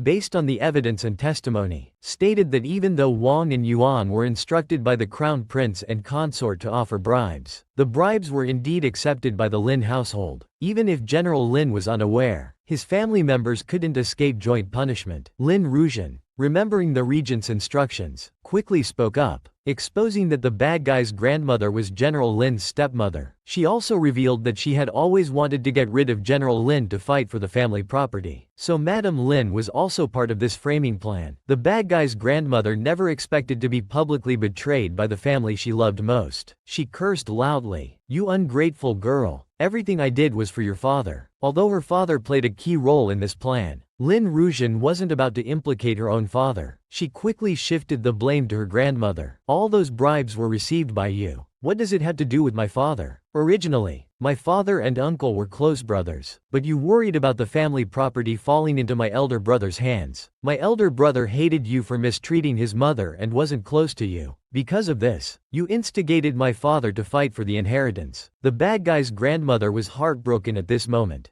bitten by the person she favored. It was Retribution. The observing public, upon hearing this, angrily spoke out, "I knew General Lin was framed. To frame even a pillar of the state like General Lin is truly despicable. If General Lin isn't exonerated and released today, it would be against all reason." Lin Yaoyue couldn't help but sneer inwardly at her grandmother. "This is the son and granddaughter you favored so much. Are you satisfied with their filial piety?" At this point, the public began to riot, shouting loudly, "General Lin is innocent. We request your majesty to release General Lin." The eunuch quietly informed the emperor about the public unrest. The emperor was furious but hesitated to make a decision. Everyone was waiting for the emperor's judgment. Seeing his demeanor, it seemed he still wanted to protect the crown prince. Seeing this situation, Murong Lin realized that Consort Pei absolutely couldn't let her son be stripped of his crown prince title. She immediately stepped forward and took all the blame upon herself, saying the crown prince was merely following her orders. She requested punishment for herself. Lin Yaoyue saw through Consort Pei's attempt to sacrifice herself to save her son, but how could she allow them to escape unscathed? She also spoke up to pressure the emperor. The emperor knew well that once he pardoned Lin Yaoyu's father, the crown prince's crime of framing a loyal official would shake the foundation of his position. But not pardoning was also not an option. Subsequently, he issued an edict attributing the main culpability to Consort Pei, stripping her of her title and demoting her to a low-ranking concubine, confining her to the palace. The crown prince was ordered to reflect on his actions in the Eastern Palace. The two officials involved in the false bribery accusations and the bad guy's grandmother were exiled to Nanjing. It proved that if you don't do evil, you won't suffer. Lin Yaoyu's father and brother were immediately released without charge. In the end, the crown prince remained the crown prince. Lin Yaoyue realized that the regent's guess was correct. The real mastermind behind this should be the emperor himself. Soon, Lin Yaoyue brought her father and brother back to the Lin residence. Her father, having gone through this ordeal, finally awakened and would no longer be blindly loyal or filial. He was very grateful to Lin Yaoyue and the regent for their hard work. Otherwise, the Lin family's generations-old reputation for loyalty would have been ruined in an instant, leaving them unable to face their ancestors. Lin Yaoyue stated that it was all thanks to the regent's efforts. Her brother immediately teased Lin Yaoyue with a mischievous smile, saying that being married was indeed different, always defending her husband even in front of her own family. Lin Yaoyue, blushing, immediately sought help from her father, complaining that her brother was teasing her. Her father could only smile slightly, watching the siblings' playful banter, feeling content with the warm family atmosphere. At this time, Lin Yaoyue had prepared a feast with good wine and food at the Junho general's mansion to welcome her father and brother back. However, it was already late, and the regent had not yet returned. Lin Yaoyue couldn't help but worry, seeing his sister's concerned look. Her brother couldn't resist teasing her. Just then, the regent, having finished all his official duties, immediately returned. Lin Yaoyue quickly went to greet him. Seeing Lin Yaoyue's expression, the regent couldn't help but pinch her cheek gently. He then formally greeted his father-in-law and brother-in-law. Given the regent's status, Lin Yaoyue's father and brother quickly returned the greeting, not daring to accept it. The regent immediately stated seriously that he and Lin Yaoyue had already agreed. At home, they would only consider age, not rank. Lin Yaoyue also quickly spoke up to mediate, urging everyone to eat and not stand on ceremony. The atmosphere was joyful and filled with laughter. Meanwhile, in the palace, there was nothing but resentment and curses. Crown Prince Murong Lin angrily complained about the emperor, saying that framing Lin Chaoyang was originally the emperor's idea, yet he had demoted his mother to a low-ranking concubine. The crown prince's lack of wit gave consort Pei a headache. She told him to shut up. After all, wasn't it all done to help him escape from Murong Jing and truly inherit the throne? She then inquired about their other plan, asking if the assassin Shui Cheng had arrived in the capital. Learning that he had already entered the city, consort Pei felt slightly better. This was the grand gift she had prepared for Lin Yaoyue and the regent's wedding. Meanwhile, at the Zhang Prefecture mansion, the regent formally offered tea and paid respects to his father-in-law. During their hasty wedding earlier, they hadn't had the chance to perform this ritual. Lin Yaoyue's father accepted the tea from the regent, feeling slightly sad that he couldn't properly arrange his daughter's wedding, considering it his failure. He then drank the tea in one gulp. He then formally entrusted Lin Yaoyue to the regent, instructing them to take good care of each other. At this moment, Shu Ruie received urgent intelligence and requested an audience to report. The regent immediately told him to speak freely, as there were no outsiders present. Shu Ruie reported the spy's findings in detail to the regent. Lin Yaoyue was surprised. That Shui Chen was an old acquaintance, an assassin serving consort Pei who had attempted to kill the regent multiple times. Moreover, Shui Chen had returned to the capital with a merchant caravan. The regent immediately guessed that the merchant caravan was a cover. At this time, a large number of assassins entering the capital must be planning to strike during the wedding. Lin Yaoyue was slightly worried. After all, the regent's trusted men had been reassigned away from the capital by the emperor. Now his personal security was weak, and Shui Cheng was ruthless. Lin Yaoyue's brother immediately spoke up, telling Lin Yaoyue not to worry. Now that he held the position of Wu Junji, he could serve as the regent's guard and protect him. Lin Yaoyue's father also stated that he was willing to be the regent's guard. Although he had been relieved of his duties, he still had decades of connections in the military. He had now awakened and would never again allow anyone to harm his family, not even the emperor. Hearing these words, Lin Yaoyue felt immensely happy and reassured. She wasn't afraid of anything anymore. Whether it was the grudges from her past life or the hatred in this life, they all had to be settled eventually. The next day, the Junho general's mansion was adorned with red decorations. The emperor had sent a high-ranking eunuch to deliver the official attire and items for the regent and Lin Yaoyue's wedding in advance. Lin Yaoyue reached out to accept the specially made official attire for her. She didn't forget the formalities either, thanking the emperor for his great kindness. Then, The high-ranking eunuch began to explain the wedding itinerary and the route for the wedding procession. After finishing, seeing that the regent and Lin Yaoyue had no other instructions, he bowed and took his leave to return to the palace. Lin Yaoyue returned to her room and began studying the map. It was obvious that the arranged wedding route followed main roads that would be crowded. On the wedding day, it would certainly be a mix of all sorts of people. Moreover, the tall buildings along the way would be ideal for archers to ambush. The regent praised Lin Yaoyue's intelligence from the side, saying he didn't realize she also had knowledge of military tactics. Lin Yaoyue immediately became proud, saying that coming from a family of generals for generations, even if she hadn't eaten pork, she had at least seen pigs run. The regent happily embraced Lin Yaoyue, knowing that she was putting in extra effort because she was worried about him. He also asked Lin Yaoyue to trust him. In this life, she would surely be able to hold his hand and grow old together. At this moment, the high-ranking eunuch had returned to the palace to report to the emperor. Learning that Lin Yaoyue and the regent were quite satisfied, he dismissed him. As the time drew closer, the emperor became increasingly worried about whether this plan would succeed. Consort Pei was full of confidence, assuring the emperor not to worry. Everything had been arranged. The assassins would identify the newlyweds by their official attire and strike en masse, ensuring the emperor would have no future concerns. In truth, when it came to actually assassinating the regent, the emperor felt a slight twinge of reluctance. But unfortunately, in the royal family, brotherly affection always came second to power. Soon, the day of the grand wedding arrived. The magnificent wedding procession and the thunderous sound of firecrackers created a lively scene. Lin Yaoyue, wearing the princess consort's attire and a floral crown, looked stunningly beautiful. Her father escorted her out of the mansion. Everyone knew the dangers of this wedding, and their faces showed only caution. Lin Yaoyue's father quietly instructed her, "If anything happens, hide first to protect yourself." Lin Yaoyue obediently replied, "I understand. Don't worry, father." Lin Yaoyue's father held her hand and passed it to the regent, taking responsibility for the assassin matter upon himself. The regent gave his father-in-law a deep bow. Lin Yaoyue's father responded with a bitter smile. "I was foolishly filial in the past, and I owe you heir and the prince consort too much. Consider this as compensation." He then hurriedly urged the regent to mount his horse, saying they couldn't delay. Accompanied by loud cheers of joy, the wedding procession moved along the predetermined route. From this day forward, Lin Yaoyue's father had completely positioned himself opposite the emperor. Lin Yaoyue's father gathered his subordinates and personally led the team to eliminate the assassins. As the wedding carriage reached the busiest Vermilion Bird Street, the regent immediately spotted the ambush. But this would also be Crown Prince Morong Lin's last act of disrespect towards the regent. Inside the carriage, Lin Yaoyue gripped a dagger tightly. "No matter the outcome, I will be by your side." The grand and solemn wedding procession had entered the ambush zone. The hidden assassins immediately ordered the archers to prepare to shoot the bride and groom. Just as the words were spoken, a large hand covered their mouth and nose. Shu Er quickly threw out the sleeping drug the regent had given him in advance. With a bang, it exploded, and the hidden archers instantly fell unconscious. Shu Er couldn't help but marvel. Where did the prince get such an effective sleeping drug? They all passed out immediately. "It's really useful." He then checked to make sure they were all truly unconscious before preparing to deal with the remaining people. After all, someone would come to arrest these unconscious ones. At the palace's Magpie Tower, the emperor and the crown prince were waiting for the wedding procession. At this time, a palace servant came to report that the wedding carriage had passed through Vermilion Bird Street and would soon arrive at Magpie Tower. Crown Prince Morong Lin exclaimed in surprise, "How can it be so fast? What about the assassins we arrange? Were they just for show?" The emperor also let out a long sigh. Since they could arrive at the tower on time without a scratch, they must have been prepared. It seemed the plan had failed again. Crown Prince Morong Lin quickly tried to encourage the emperor. "Even if the assassination fails, we still have Shui Cheng, the northern garrison troops, and the palace guards. We can use them all if necessary. There's no turning back now." The emperor silently agreed. As they spoke, the wedding carriage arrived. Lin Yaoyue and the regent alighted and bowed. The emperor, feigning joy, told them to rise. He then proceeded to bestow upon Lin Yaoyue the title of Princess Consort of Jane. He ordered the Empress Li Yu to present her with the royal seal. Surprised, a palace servant immediately brought the golden seal to Lin Yaoyue, asking her to accept it. However, This was no ordinary princess consort's golden seal. As the naive Lin Yaoyue was about to reach for it, the regent immediately blocked her, shielding her behind him. For the person presenting the golden seal was none other than Shui Cheng in disguise. The seal had been coated with a deadly poison. Touch it, and death would be instant. Seeing his disguise exposed and realizing he was close enough to the regent, Shui Cheng dropped the act. He immediately drew a dagger and lunged at the regent's heart. He couldn't help but feel smug, thinking he had finally succeeded in the assassination. But what he didn't know was, Lin Yaoyue had also drawn her dagger, stabbing directly at his neck. Blood sprayed everywhere. Shui Chen's eyes widened in disbelief. What shocked him even more was that the regent was wearing a gold thread armor, rendering his dagger attack ineffective. But it was this moment of distraction that allowed Lin Yaoyue to personally eliminate this long-standing threat. Seeing Shui Cheng killed, Crown Prince Murong Lin tried to use the opportunity to accuse Lin Yaoyue of murder before the emperor, saying she should be punished according to the law. Lin Yaoyue turned and fiercely retorted to Crown Prince Murong Lin, "The one I killed was an assassin trying to murder Ajin. It was your assassin, Shui Cheng." Crown Prince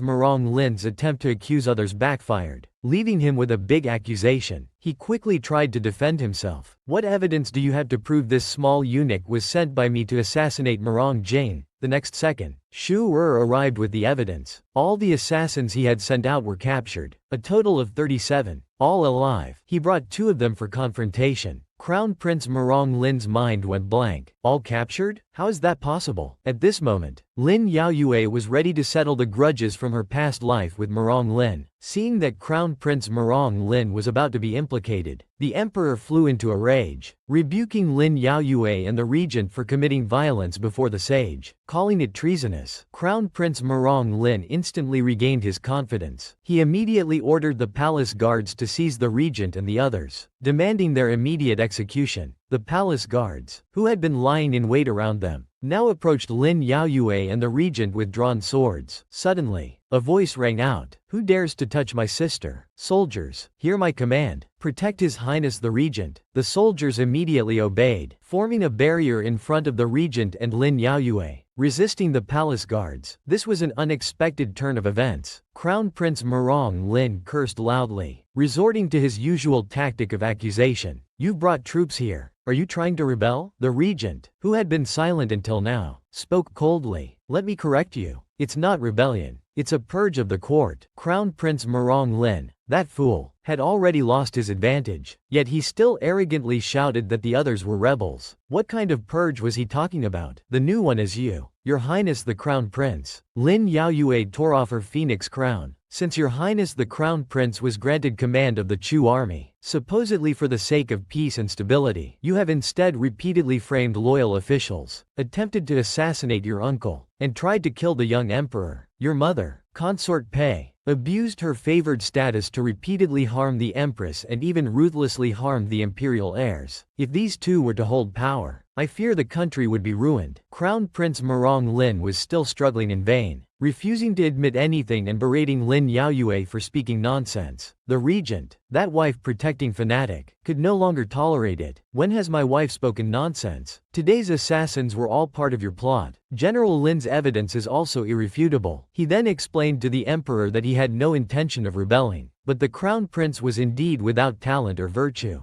and asked the emperor to reconsider. The emperor was sensible enough to calm down from his earlier anger and started to speak reasonably. But the fool Crown Prince Murong Lin still refused to face reality, thinking he still had the Golden Lion Pillar Guard, and asked the emperor to let him hang and eliminate the rebels. Suddenly, a panicked eunuch came to report, "It's terrible. General Lin has led the troops of the Golden Lion Pillar Guard to surround us. The troops of the Prince of Dingshi's mansion have also surrounded us." Crown Prince Murong Lin was thunderstruck, shocked beyond words. "How is this possible? The military tally for the Golden Lion Pillar Guard is clearly with me. How could Lin Chaoyang mobilize them on his own? And the Prince of Dingxi, he's supposed to be my future father-in-law." In fact, the commander of the Golden Lion Pillar Guard was once a subordinate of Lin Yaoyu's father. Her father had saved his life, so he would certainly respond if asked. However, the Prince of Dingxi had always been an ally of the regent. The Princess of Qing had only pretended to agree to the marriage to drive a wedge between Lin Ruzhen and Crown Prince Murong Lin. This allowed him to take control and rescue his father and brother. Lin Yaoyue, who had saved her father and brother, now pressured Crown Prince Murong Lin with an imposing manner. This is what the sage meant by, those who follow the right path gain many supporters, those who don't have few. The regent also spoke up, representing the officials and the people, requesting the emperor to depose Murong Lin, and to establish a new crown prince. Then all the ministers knelt, pleading with the emperor to depose the crown prince and appoint a new heir. Now Crown Prince Murong Lin was truly panicking. To strip him of what he cared about most was practically a death sentence. Consort Pei heard the palace maids calling loudly from afar. Seeing the maids so anxious, she thought her son's assassination had succeeded and was about to rejoice. The maid caught her breath and said, "No, Your Highness, the regent has led troops in rebellion. The crown prince and the emperor have been imprisoned." This was a scenario Consort Pei had never imagined. She was stunned for a few seconds. The maid hurriedly urged her to flee, saying the rebel troops would arrive soon. But Consort Pei had things and people she couldn't leave behind in the palace, and nowhere to escape to. At this time, Lin Yaoyue had already led the patrol troops to surround Consort Pei's palace, so tightly that not even a fly could escape. Even at this point, Consort Pei's arrogant demeanor remained unchanged. "Lin Yaoyue, how dare you treat me like this? Do you want to die?" Lin Yaoyue, cold as ice, replied, "Compared to what you and your son did to me and Ajin, this is not even 1/10.000th." The enraged Consort Pei drew her personal dagger, cursing as she lunged at Lin Yaoyue. But Lin Yaoyue, being trained in martial arts, easily dodged the fatal strike and countered by striking Consort Pei's wrist. The force of the blow sent the usually pampered Consort Pei sprawling on the ground, the pain causing her to lose grip on the dagger. Lin Yaoyue viciously stepped on it. "Pei, you harmed the royal family, plotted against the empress, and sheltered my mother's murderer. You deserve worse than death." The victor writes history. Consort Pei, knowing she had lost, could only curse inwardly. Then Lin Yaoyue instructed the guarding soldiers not to give her water or food. Consort Pei didn't care about this. If it were her, she would have treated them even more harshly after victory. She only cared about what had happened to her son. Lin Yaoyue, without looking back, coldly threw out a sentence, "You'd better worry about yourself." Lin Yaoyue was going to make them taste every bit of torture her mother had endured. At night, the regent produced 2 imperial edicts. One was to strip Murong Lin of his crown prince title, and the other was to establish the young Prince Murong Yi as the new crown prince. He asked the emperor to use the imperial seal, but the emperor, with a petty mind, said, "Since you've already changed everything, why not just ascend the throne yourself? Why go through all this trouble?" But the regent had never been interested in imperial power from the beginning. He only despised Murong Lin for what he had done to Lin Yaoyue. However, the emperor was unwilling to do it himself. "You can do it yourself, but from now on, in the history books, the emperor will be known as a notorious traitor." Lin Yaoyue's brother personally guarded the door. Lin Yaoyue, having finished dealing with Consort Pei, came to inquire about the situation. Her brother looked worried because the emperor still refused to depose the crown prince. The regent was still negotiating with the emperor. When the negotiations didn't conclude, the regent also came out. Lin Yaoyue's brother was puzzled why the regent didn't ascend the throne himself. All the court officials supported him. Moreover, in the current situation, they had already effectively rebelled and would certainly not have a good reputation in the history books. The regent wanted to know if Lin Yaoyue thought the same. He only cared about Lin Yaoyue's opinion. Lin Yaoyue stepped forward, took the regent's hand, and told him seriously to be at ease. "I respect Ajin's wishes." The regent truly had no interest in imperial power. He only wanted to spend his life with Lin Yaoyue. But once he became emperor, he would have too many obligations, so he didn't want to be emperor. However, Lin Yaoyue had never thought about becoming empress either. She also only wanted to live happily with the regent for a lifetime. Seeing that both of them felt this way, Lin Yaoyue's brother didn't insist. As long as they were happy, it was fine. His only concern was that if the emperor didn't agree to depose the crown prince, there would be trouble later. However, Lin Yaoyue suddenly thought of something. She told her brother not to worry. There were other ways. Shan Yuan looked helpless. What did they want from him now? He had already decided not to meddle in human affairs anymore and never return to the mortal realm. Yet the regent and Lin Yaoyue kept seeking him out every other day, and his legs would unconsciously bring him here. In fact, Lin Yaoyu's method was to ask Shan Yuan to confirm Marong Lin's true identity. Shan Yuan was curious about what they were trying to do. Actually, based on previous information, they had doubted whether Marong Lin was truly of royal blood. Now they wanted to confirm it. It would be easier to handle then. Consort Pei and Fang Yiji were childhood sweethearts. Later, she was taken into the Eastern Palace as a concubine by the current emperor, who was then the crown prince, but she never severed her relationship with Fang Yiji. Hearing this, Shan Yuan understood what they were trying to do. He had already bent the rules for his junior brother a few times, so one more time wouldn't hurt. He summoned his Book of Fate again. After reading it, it was indeed true. Marong Lin was the illegitimate child of Consort Pei and Fang Yiji, not the emperor's. 20 years ago, when the emperor was still the crown prince, Consort Pei was framed and banished to work as a laundress. Later, when Consort Pei fell seriously ill, the imperial physician Fang Yiji carefully treated her. As her condition improved, their old feelings rekindled. Later, when the then emperor learned of Consort Pei's recovery, he went to visit her. After a night of passion, Consort Pei had relations with 2 men in succession. When she became pregnant, the emperor was unaware and assumed the child was his own. He brought her back to the Eastern Palace to give birth. From then on, Consort Pei remained in the emperor's favor. Lin Yaoyue was puzzled. If Consort Pei had relations with 2 men in succession, did she herself know whose child Marong Lin was? If she didn't know, how could they expose him? The regent said it didn't matter whether she knew or not. What mattered was that as long as these words came from her mouth, it would be easier to deal with the emperor. At this moment, Consort Pei was smashing things in her room because truly no one had brought her food or water. She was starving and thirsty. No matter how much she shouted or made noise, no one paid attention to her. She was so angry she could eat people and drink blood. Consort Pei kept cursing. Suddenly, Lin Yaoyue heard a familiar voice from outside the door. It was that imperial physician who, along with his apprentice, had stolen the regent's token to bring her food and rescue her. Upon seeing her lover, Consort Pei instantly transformed into a gentle woman and threw herself at him. "How did you come?" Fang Yiji lovingly caressed Consort Pei's face. He told her to eat something first to regain her strength, then exchange clothes with his apprentice so he could take her out of the palace. But they thought they were clever. The regent's token could be easily stolen, but it was all to bring the emperor to eavesdrop. It was intentional. The emperor was still guessing the regent's intentions. The regent just wanted the emperor to hear and see the truth of the matter for himself. The emperor was unconvinced. What truth? Everyone knows Pei and Fang Yiji were childhood sweethearts. What's there to see? The regent told him to be patient and watch carefully. He would understand some things that had been hidden from him before. Lin Yaoyue couldn't help but joke inwardly that when the regent dealt with others, he really had a belly full of tricks. He deliberately had someone leave the token for Fang Yiji to find, just to lure him to rescue Consort Pei, then let the emperor see it with his own eyes. At the same time, she was worried. Would this cunning and treacherous Consort Pei really say it out loud? Soon, Consort Pei had changed into the apprentice's clothes. Leaning on Fang Yiji, she said if all went well, it would be a life for a life. It was a pity for the apprentice, but the apprentice, because he had been saved by Fang Yiji before, was willing to repay him this way. Consort Pei naturally didn't care about this person's life. She only cared about her son. Yiji, let's go. What about the crown prince? Fang Yiji, unaware of the truth, naturally didn't want to risk saving someone else's child. He made many excuses, but Consort Pei was extremely agitated, insisting that Fang Yiji save Marong Lin and escape together. Fang Yiji was already unwilling, let alone how difficult it would be to save someone else. He tried to persuade Consort Pei, "We're still young. After we escape, we can have our own children. We can live in hiding as a family for a lifetime. Wouldn't that be nice?" Consort Pei knew Fang Yiji was reluctant because he thought it wasn't his child. She immediately rejected this, telling Fang Yiji he must save Marong Lin because he is your child. If you calculate the dates carefully, you should know. Fang Yiji was shocked and couldn't believe it, because he knew that on that day, Consort Pei had relations with both him and the emperor in succession. It was hard to say whose child it was, but Consort Pei was absolutely certain. "I can confirm it's yours. I just wanted our child to be emperor. That's why I killed the other royal heirs and gave the emperor and empress infertility medicine. Yiji, you must save our child." The emperor, eavesdropping nearby, was even more shocked. His face looked extremely unpleasant. He had been wearing a green hat for so long, Yet he still couldn't quite believe it. He turned to ask the regent if they had known about this all along. The reason I wanted your majesty to depose the crown prince was to prevent your majesty from passing the throne to a bastard, bringing shame to the ancestors. In the room, Fang Yiji had already believed that Murong Lin was his child. He wanted to escape with Consort Pei first, then find a way to save Murong Lin, having been deceived and harmed for so many years. The emperor angrily kicked open the door. Where do you think you're escaping to? Pei, you vixen. You've deceived me for 20 years. You pair of dogs dare to usurp the royal bloodline. Guards, drag them out and flay them alive with 3,000 cuts. Consort Pei thought she could act coquettishly like before and begged the emperor for mercy, asking him to listen to her explanation. But the emperor had heard the humiliation with his own ears. How could he give her another chance to quibble? He slapped her hard, shouting, "Get lost!" Due to his extreme anger, the emperor's mouth twisted. He coughed up blood and immediately fainted. The emperor, after being revived, wept bitterly in bed, reflecting on the past. He truly loved Consort Pei and her son, but never imagined his sincerity was misplaced. Then the regent entered and asked if the emperor had calmed down. He inquired about the emperor's decision on deposing the crown prince. The emperor immediately issued an edict stating that after investigation, Crown Prince Murong Lin was not of royal blood. He was to be stripped of his title and imprisoned in the sky prison. As for how to deal with him further, the emperor needed more time to consider. Murong Lin, confined in the crown prince's palace, was like his mother, smashing things and raging. He kept shouting and threatening, emphasizing his noble status as the current crown prince. Suddenly, the door opened. The imperial edict had arrived. This time, the messenger was none other than Lin Yaoyue. Seeing Lin Yaoyue, Murong Lin was filled with murderous intent. "Lin Yaoyue, you bitch, I'll kill you." As he spoke, spears were pointed at Murong Lin, forcing him to kneel. Lin Yaoyue had been waiting for this day. She read the edict word by word. Upon investigation, Crown Prince Murong Lin is the illegitimate child of the deposed Consort Pei and the minister Fang Yiji, falsely claiming royal lineage. This is an unforgivable crime. Murong Lin is hereby stripped of his title as crown prince and imprisoned in the sky prison, awaiting further judgment. Hearing the edict, Murong Lin couldn't believe it. He insisted it was a false accusation. "What nonsense are you spouting?" Lin Yaoyue smirked. "Wasn't the edict clear enough? You're the bastard child of Consort Pei and Fang Yiji." Despite hearing it so plainly, Murong Lin still refused to believe it. Lin Yaoyue told him, "If you have doubts, go ask your mother in the sky prison." These were her own words, heard by His Majesty himself. She then turned to leave, ordering Murong Lin to be taken to the sky prison. It was the same dark, damp prison. This very place once held Lin Yaoyue, who had been framed by Consort Pei and Murong Lin. Now it was their turn to be imprisoned here. At this moment, Consort Pei was wailing loudly, worried about Murong Lin's situation. Coincidentally, Murong Lin was being escorted into the prison by soldiers, pushed into the cell opposite hers. Seeing him, Consort Pei immediately stood up, calling out to Murong Lin with tears streaming down her face. Murong Lin had no interest in reminiscing. He only wanted to know if what they said was true. "Am I not Father Emperor's blood? Am I yours and Fang Yiji's?" He desperately hoped Consort Pei would tell him it wasn't true. Seeing Murong Lin like this, Consort Pei didn't know how to respond. Seeing his mother's silence, Murong Lin knew it was all true. He began shouting frantically, begging Consort Pei to tell everyone he wasn't a bastard, that he was indeed of royal blood. "Mother, say something." Consort Pei's emotional defenses finally broke. She covered her face and wept. "Linger, I'm so sorry." Murong Lin collapsed, covering his ears. The power he had craved was now forever lost. He couldn't accept this reality. Often, the truth is too ugly to accept. Lin Yaoyue watched this scene with great satisfaction. Suddenly, Consort Pei shouted at Lin Yaoyue, "If you want to kill us, just do it. Why must you torment our hearts?" Lin Yaoyue unleashed her pent-up anger. "When you killed my mother, did you ever think this day would come? What did I, Lin Yaoyue, ever do to you that made you relentlessly pursue and frame the national general's family? Everything you're suffering today is your karma. Stay here in the sky prison and await His Majesty's judgment." The cell where Murong Lin was imprisoned was the same one where Lin Yaoyue had been held in her previous life. Last night's heart-stopping events finally put these two scourges behind bars. The next day, As officials were on their way to the morning court, they were all discussing the news. Have you heard? The crown prince was deposed last night. The former crown prince is actually the child of consort Pei and Fang Yiji. Consort Pei has always been vicious. Only the emperor was fooled by her, thinking she was gentle and virtuous. With this uproar, the officials were speculating whether the regent would directly ascend the throne. In fact, many officials hoped the regent would become emperor, given his wisdom and capability. The regent, also on his way to the morning court, overheard the officials' discussions. Discussing military affairs wasn't good. The regent warned them that trouble comes from the mouth and they shouldn't discuss matters they shouldn't. Once the regent spoke, the officials took his words to heart and immediately fell silent. In their minds, the regent was comparable to the emperor. Then, the regent saw Lin Yaoyue following him in full armor. He carefully told her to go back, saying it wasn't appropriate to attend court in armor. But Lin Yaoyue refused. Because of yesterday's military revolt, she was worried about potential incidents at today's court session and insisted on accompanying him. For the regent, if there really were any dangers, he'd rather Lin Yaoyue wasn't by his side facing them. But Lin Yaoyue didn't care about the danger at all. She wanted to be with him, for better or worse, to feel at ease. The two were flirting and bickering, making Lin Yaoyue's single brother feel embarrassed. Come on, we're going to morning court. Can't you two tone it down a bit? Lin Yaoyue immediately turned around,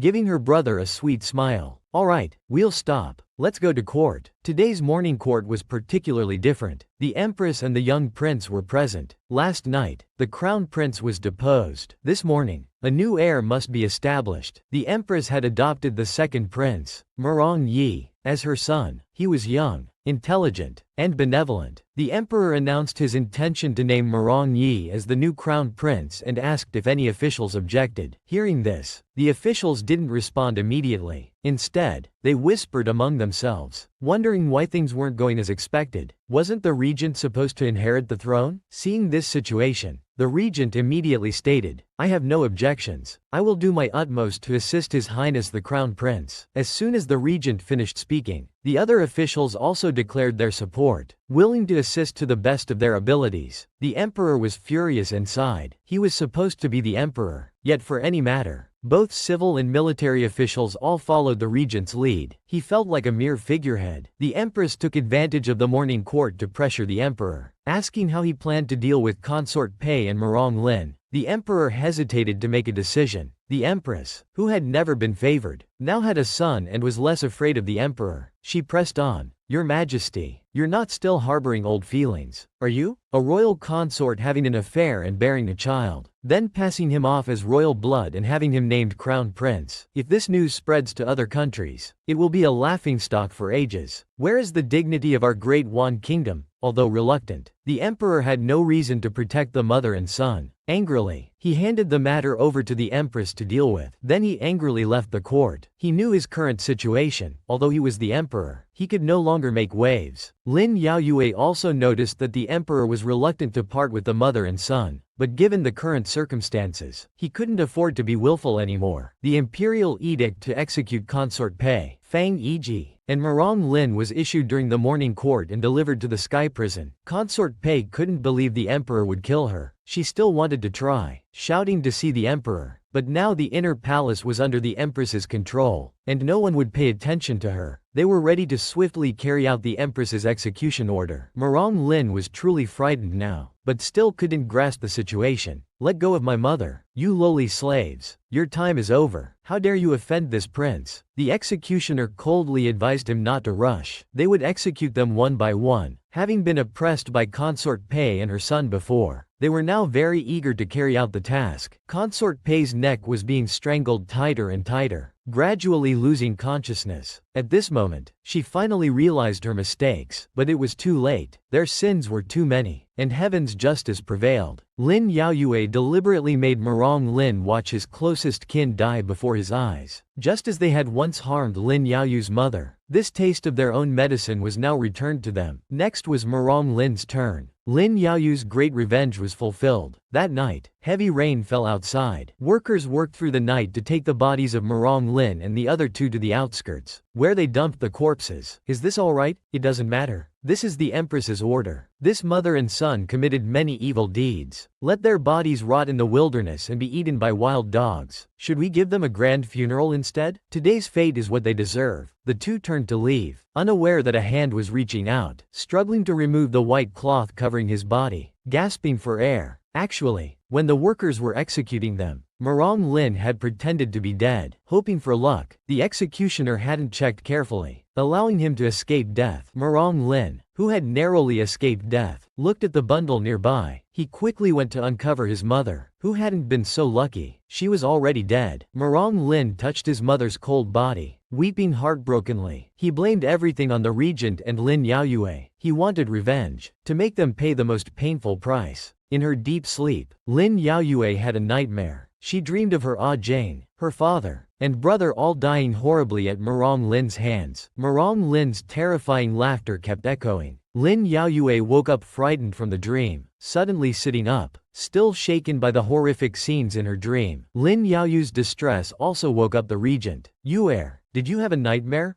Jen? I dreamed of Marong Lin. I dreamed he came back for revenge." The regent embraced Lin Yaoyue, comforting her. "Don't think too much. He's already dead. From now on, no one will harm you again." But they didn't know that Marong Lin wasn't completely dead. The danger still existed. Early the next morning, they heard the maid announce that Lin Rujian's family had arrived. They had come to claim the promise of a concubine position, made when Lin Rujian testified to save Lin Yaoyu's father and brother. Before anyone could speak, Lin Rujian quickly interjected, "Elder sister, from now on we'll be even closer relatives, serving the prince together." With matters settled, although Lin Yaoyue had deceived them, they had taken it seriously. Since a promise was made, it had to be kept. For the sake of the regent's reputation, Lin Yaoyue didn't refuse. This worried the regent greatly. Thinking Lin Yaoyue had truly agreed to let her enter, just as he was about to speak, Lin Yaoyue stopped him, hinting to let her handle it. Then Lin Yaoyue graciously asked her second uncle to take Lin Rujian back, saying she needed to prepare some things at the prince's mansion. Hearing Lin Yaoyue say this herself, they felt reassured and left to prepare. After they left, the regent quickly asked Lin Yaoyue what she was planning to do. Lin Rujian's family was vicious, and they absolutely couldn't let them succeed. He suggested finding a way to send them back to Jiangzhou. Lin Yaoyue told the regent not to worry. She was no longer the soft-hearted Lin Yaoyue of before. If Lin Rujian wanted to enter the household, she'd have to see if she had the luck to do so. On the way back, Lin Yaoyu's second uncle was still complaining that the regent and Lin Yaoyue lacked manners, not even offering them breakfast before sending them away. Lin Rujian's mother, with a look of disdain, told him to stop grumbling. They should be thankful that they agreed to make their daughter a concubine. Then she told the coachman to drive them home, but they didn't know that the current coachman was not the same one who had brought them. The coachman revealed a cold smile. He drove the carriage at full speed, but the route wasn't towards their mansion. After a while, Lin Rujian found it strange that she couldn't hear the sounds of the street. She lifted the curtain to look. She discovered they weren't in the city at all. Instantly, she had a bad feeling and frantically called for the coachman to stop. As she wished, the carriage came to an abrupt halt. The family immediately got off. Lin Yaoyu's second uncle angrily shouted, "You lowly slave, what are you trying to do by bringing us here?" He removed his face-covering hat and drew out a hidden sword from the carriage. With a sinister smile, he raised the gleaming blade. "Of course, to send you home." Lin Rujian was terrified and kept backing away. "How is it you? Weren't you dead?" At this moment, Marong Lin was extremely excited. "Lin Rujian, you didn't expect this, did you? We meet again. You betrayed me and my imperial mother, saved Lin Chaoyang, caused me to lose my position, and led to my mother's death. You all must accompany my imperial mother in death." Lin Rujian wanted to say something, but it was all too futile. Lin Rujian's family of three was indeed reaping what they had sown. At the prince's mansion, the regent was still pondering how to resolve the issue of Lin Rujian becoming a concubine. Lin Yaoyue came over and told the regent not to worry. She would clean up the mess she had created herself. She absolutely wouldn't let the regent sacrifice his integrity, because she had just sent people to deal with their family. Suddenly, a maid came rushing in to report to the prince, "Your Highness, something terrible has happened. The second master's family has been killed." Lin Yaoyue was shocked and confused. Who could have acted before her? With Lin Rujian's family murdered, Lin Yaoyue and her group, as the only known relatives, went to the magistrate's office to learn about the situation. After on-site investigation by the officials, it was found found that all valuables were intact, but the 3 victims had multiple wounds, mostly on the front of their bodies. It was determined to be a revenge killing. Lin Yaoyu's brother found it strange when he heard about the revenge killing. As far as he knew, his second uncle's family had no enemies other than them. The regent secretly asked Lin Yaoyue if she was responsible. Lin Yaoyue was also bewildered, saying, "The people I sent haven't even left yet." Then Lin Yaoyue noticed something odd. If they had left by carriage, where was the coachman? The officials were also suspicious of the coachman but couldn't find him. Just then, a yamen runner came to report that another body had been discovered. They went to see the newly discovered body. Lin Yaoyu's brother looked closely. He immediately recognized it as his second uncle's coachman. Lin Yaoyue quickly deduced that the killer must have murdered the coachman while her second uncle was negotiating at the mansion, then impersonated the coachman and killed them on their way home. The regent, with his keen eye, noticed something clutched in the coachman's hand. Lin Yaoyue used a handkerchief to retrieve the object from his hand. When they opened it, it turned out to be Marong Lin's jade pendant. Lin Yaoyue was confused. How is this possible? I saw with my own eyes the eunuch sent by the empress execute Marong Lin. The regent quickly asked Lin Yaoyue if she had verified whether he was truly dead or just pretending. Lin Yaoyue had assumed that since the empress harbored such deep hatred for the mother and son, she wouldn't have shown mercy, so she hadn't checked. Of course, the empress definitely wouldn't have spared them. Marong Lin must have used some trick. The regent immediately told Lin Yaoyu's brother to take some men and investigate. They needed to find Marong Lin,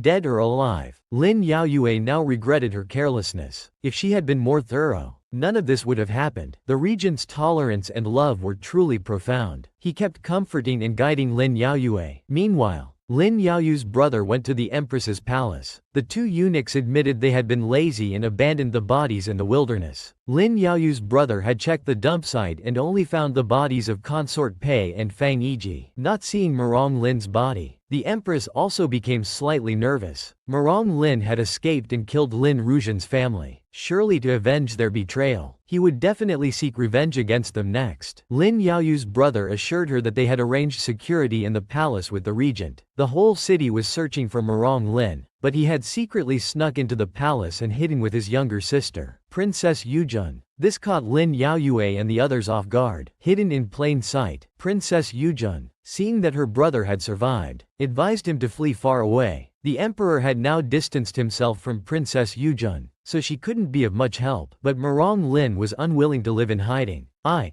Marong Lin, am the crown prince. I am the future emperor. Lin Yaoyue, Mu Rongjin, and that little bastard all deserve to die." Lin Yaoyu's brother returned and informed the 2 of his investigation results. After discussion, they decided to mobilize the patrol forces to intensify the search for Marong Lin. They would leave no stone unturned to find him. Then Lin Yaoyu's brother took the regent's token and mobilized the patrol soldiers to search every nook and cranny. Lin Yaoyue kept wondering where Marong Lin could be hiding, as they had searched for so long without finding a trace of him. Suddenly, she had a bold guess. What if Marong Lin wasn't hiding in the city at all? She then shared her guess with the regent. He has nowhere else to go now, and he still wants revenge. His hiding place must be somewhere he can reach us. The regent immediately realized their oversight. The only person he could turn to now was Princess Yujun. The 2 immediately went to the palace. Meanwhile, Princess Yujun had temporarily hidden Marong Lin in the cold palace, as it was rumored to be haunted and almost no one would come there. Having found a safe haven, Marong Lin inquired about his sister's recent situation. The current Princess Yujun was no longer as arrogant as before. Since Consort Pei and Marong Lin fell from grace, the emperor had begun to despise Princess Yujun. He had revoked her title and reduced her staff and monthly allowance. She was just short of being banished to the cold palace. Marong Lin was furious. In the past, his father the emperor had doted on his sister like a precious jewel. Now he was being so heartless. Suddenly, there was a knock at the door of the cold palace. Princess Yujun quickly told her brother to hide. The only good hiding place was the well. Without hesitation, Marong Lin grabbed the rope and jumped down. Only then did Princess Yujun prepare to open the door. But those outside had been knocking for so long that they couldn't wait any longer. The regent and Lin Yaoyue broke down the door and entered. "Yujun, what are you doing here?" Princess Yujun became inexplicably nervous upon seeing the 2. Trying to remain calm, she lied that her cat had run away and she came to look for it. Uncle Regent and Empress Mother, Why have you come to the palace so late? Is something wrong? Lin Yaoyue replied. Nothing much. I lost a dog in the palace and came to look for it. The soldiers immediately began searching the courtyard. One soldier thought the well was too dark to see anything and figured no one would hide in there, so they casually passed it by. They then reported back to the regent that they had searched everywhere but found nothing. The regent told them to continue searching elsewhere. Before leaving, Lin Yaoyue deliberately informed Princess Yujun, in a few days, envoys from Fanyan will come to congratulate the new crown prince's investiture. There will be a banquet in the palace. You should attend. After leaving, the regent asked Lin Yaoyue if she had discovered anything. However, Lin Yaoyue truly hadn't found any trace of Morong Lin, but she knew that no matter how well Morong Lin hid, he would definitely make a move if given the chance. The regent immediately understood. Lin Yaoyue had deliberately informed Princess Yujun about the palace banquet before leaving, intending to set a trap. Today was the day when envoys from various countries would come to Da Wan to congratulate the newly appointed crown prince. The imperial kitchen chefs specially prepared several jars of white leaf sweet dew wine, instructing people to handle them with care. However, Princess Yujun, under her brother Morong Lin's persuasion, planned to tamper with this batch of wine. She deliberately released the cat in her hand, causing a commotion. When the kitchen staff saw the cat, fearing it would contaminate the chives, they were all distracted trying to chase it away. Princess Yujun took this opportunity to slip in. She secretly took out the poison from her sleeve. This was the result of Lin Yaoyue deliberately leaking information a few days ago, luring him to take action. Morong Lin really fell for it. He thought he could quietly use poison to turn the tables. Princess Yujun initially felt reluctant to poison her father, the emperor, but couldn't resist Morong Lin's brainwashing and finally agreed. Now, she decisively poured it into the white leaf sweet dew wine for the banquet. Just as she finished pouring the poison, she heard a curious voice behind her. Princess, what are you doing here? Princess Yujun turned around, trying to maintain composure. My cat is lost. Have you seen it? The kitchen chef held up the cat that had just caused the commotion. Is this your cat? Princess Yujun immediately reached out and took the cat. She then hurriedly left. When night fell, the banquet officially began. The regent toasted the emperor several times. The banquet atmosphere was quite harmonious. Princess Yujun sat quietly to the side, watching everyone drink the poisoned wine. Morong Lin, also hiding nearby with a sword, was quite pleased. This time next year will be your death anniversary. Drink to your heart's content. Soon, cries were heard at the banquet. The wine is poisoned. Your Majesty, Your Highness the Regent. Someone quickly call for the imperial physician. Morong Lin, hiding in the shadows, heard the cries and knew the plan had succeeded. He immediately appeared to send them off. No need to call. All the guards outside have drunk the poisoned wine and can't come. Father, didn't you expect me to still be alive? The emperor, having drunk the poisoned wine, lay weakly on the table, glaring fiercely at Morong Lin. Morong Lin smugly told the emperor to abdicate to him, and he could comfortably be an emperor emeritus. Otherwise, he'd have to send him on his way. The emperor, since learning Morong Lin wasn't his blood, had been weak for so long, he finally showed some strength, preferring death to letting Morong's clan usurp the throne. Morong Lin then taunted the regent lying on the table. When you're all dead, someone has to inherit the throne. Right, Uncle Regent? Yaoyue, didn't expect we'd meet again, did you? Surprised? Lin Yaoyue, disgusted, refused to even look at him. Since Lin Ruzhen's family incident, Lin Yaoyue had anticipated this day. It wasn't surprising at all, but Morong Lin's desire for power had twisted his mind. Should I kill you now, or keep you alive to torture slowly after I ascend the throne? HMPH, you don't have the ability to keep me alive. I'm even more arrogant than you. Morong Lin couldn't stand it anymore. He swung his sword, intending to send Lin Yaoyue and the regent to the underworld as a pair of ill-fated lovers. In the critical moment, the regent immediately stood up, using his iron fan to block Morong Lin's sword. Morong Lin was so shocked his eyes nearly popped out. Morong Jin, you weren't poisoned? With such intelligence, how did you survive this long? After being enemies for so long, you still don't know I'm immune to all poisons? At this moment, Lin Yaoyue also stood up, full of energy, further shocking Morong Lin. The emperor was equally surprised. Why weren't they poisoned? While he felt weak and powerless. As if poisoned? Actually, the wine Princess Yujun had touched had already been switched out by Lin Yaoyu's order, but worried that the emperor, empress, and others might not act convincingly, she had people put a powder in their wine to create the illusion of poisoning.